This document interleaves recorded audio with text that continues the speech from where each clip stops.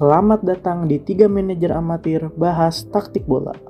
Pertandingan pekan ke-37 Liga Premier Inggris 16 Mei 2024 kemarin mempertemukan sang juara bertahan Manchester City yang harus bertandang melawan Spurs yang tidak pernah kalah dalam menghadapi City selama beberapa pertandingan terakhir. Apakah Spurs akan mampu untuk kembali menahan gempuran The Citizens atau justru anak asuh Pep Guardiola yang mampu untuk naik ke puncak dan menggulingkan Arsenal?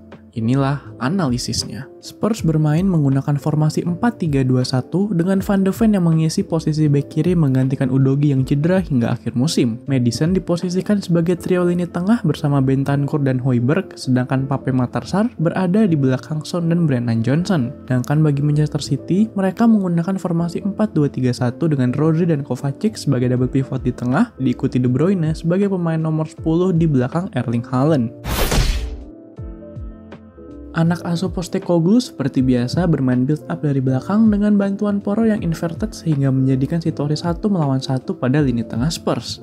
Sedangkan Maddison akan memposisikan diri lebih ke depan sebagai pemain kreatif bagi Spurs. Menghadapi garis pertahanan yang tinggi dari Manchester City, Spurs seringkali terlihat bermain switching play dari satu area sayap ke area sayap lainnya. Terlihat Son dan Brennan Johnson diinstruksikan untuk bermain melebar sehingga memaksa City untuk memilih apakah harus membuka ruang di wide areas atau menutup wide areas namun membuka ruang di half space mereka. Dalam fase bertahan, Spurs melakukan pressing tinggi dengan Pape Matar Sarr yang naik sebagai titik pressing pertama, sedangkan Son dan Brennan Johnson akan lebih tuck in sehingga memaksa City bermain melalui area sayap mereka.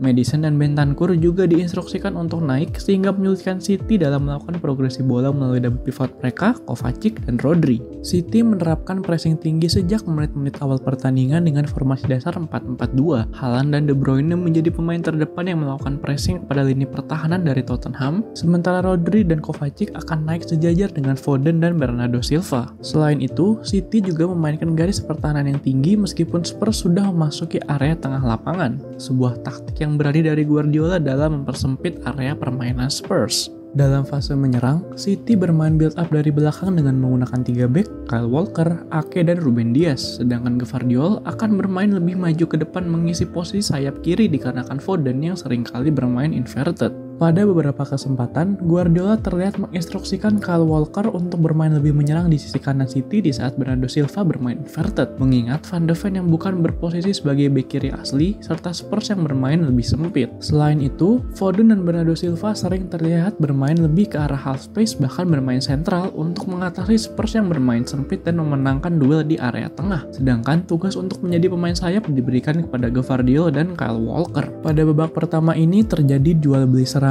antar kedua tim. Meskipun lebih sedikit menguasai bola, namun City justru mampu memanfaatkan kans yang mereka dapatkan untuk menghasilkan 2 big chances. Sedangkan Spurs tidak mampu menghasilkan big chances dengan total XG yang lebih rendah dari City yaitu 0,24 berbanding 0,35. Pada babak kedua ini, Spurs terlihat enggan mengubah cara bermain mereka dan tetap mencoba build up dari belakang walaupun sudah terbukti di babak pertama tadi sisi kiri pertahanan mereka terkesan lemah terus dieksploit oleh Manchester City. Alhasil di awal babak kedua ini terlihat Spurs seperti terkunci sendiri di sisi lapangan mereka. Sedangkan untuk tim tamu asuhan Pep terlihat sangat gencar pada awal babak kedua ini untuk memberikan serangan-serangan berbahaya ke gawang Vicario. Namun pada 5 menit pertama ini mereka belum bisa menghasilkan apapun. Terbukti, City yang sangat adaptif mampu untuk menemukan celah-celah kosong di pertahanan Spurs lebih baik daripada mereka saat babak pertama tadi. Akhirnya, keran gol Manchester City pun terbuka pada menit 50, di mana Kevin De Bruyne yang menerima umpan terobosan dari Bernardo langsung melakukan umpan datar kepada Haaland yang walaupun dijaga 2 bek plus 1 kiper mampu untuk melakukan tap in manis ke gawang Vicario. Skor kini berubah menjadi 0-1 untuk tim tamu Manchester City.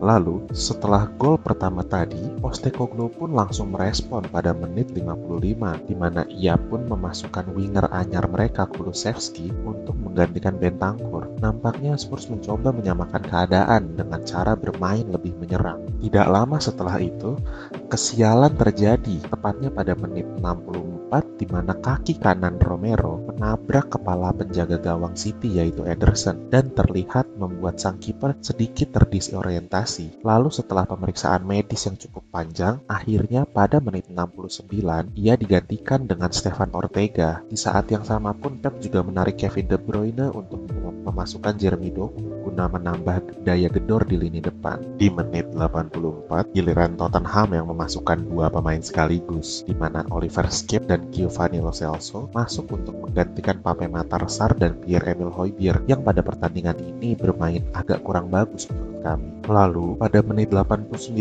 Doku dilanggar oleh Pedro Porro tepat di tengah kotak penalti dan membuahkan penalti kick yang langsung dikonversi oleh Haaland ke kiri gawang Vicario untuk memastikan mereka naik ke posisi puncak menggeser Arsenal. Sungguh match yang luar biasa intens. Tepat setelah gol kedua tadi pun, di menit 90+2, Tottenham langsung melakukan pergantian pemain keempat mereka, di mana talenta muda akademi Mikey Moore masuk untuk menggantikan James Maddison di posisi midfield tengah. Di menit 90+4, pahlawan mencetak 2 gol di pertandingan ini, yaitu Erling Haaland, akhirnya digantikan dengan Julian Alvarez. Nampaknya Pep ingin mengistirahatkan Haaland agar tetap fit di match-match City berikutnya. Akhirnya, pada menit 90+10, peluit panjang pertanda berakhirnya pertandingan pun dibunyikan oleh wasit. Pertandingan yang luar biasa seru pada babak kedua namun sangat alot dan membosankan di babak pertama ini pun akhirnya usai. Tim tamu berhasil melibas habis Tottenham dengan 2 gol tanpa balas, dan juga Manchester City akhirnya resmi menjadi pemuncak klasemen Liga Inggris dengan sisa 1 pertandingan lagi. Apakah mereka akan resmi menjadi juara atau justru Arsenal yang malah akan mencuri piala dari anak asuh Pep di matchday terakhir? Nantikan di analisis tak bola episode selanjutnya. Terima kasih. Masuk ke dalam statistik attacking threat, terlihat bahwa pada babak pertama Tottenham justru mampu memberikan ancaman yang lebih besar kepada City lewat serangan balik mereka. Namun, di penghujung babak pertama, City hampir saja membuat keunggulan bagi tim tamu sebelum turun minum. Di babak kedua, ancaman yang diberikan oleh kedua tim relatif sama. Namun, City mampu untuk memaksimalkan peluang yang mereka dapatkan dibanding dengan tim tuan rumah, sehingga mereka dapat unggul 2 gol tanpa balas. Pada passing network, Postecoglou menginstruksikan anak asuhnya untuk memenangkan duel-duel di tengah sebelum mengirimkan umpannya ke arah sayap, di mana Son dan Brennan sudah menunggu untuk melancarkan serangan cepat ke arah pertahanan City. Sedangkan Guardiola menginstruksikan timnya untuk bermain kombinasi passing antara pemain.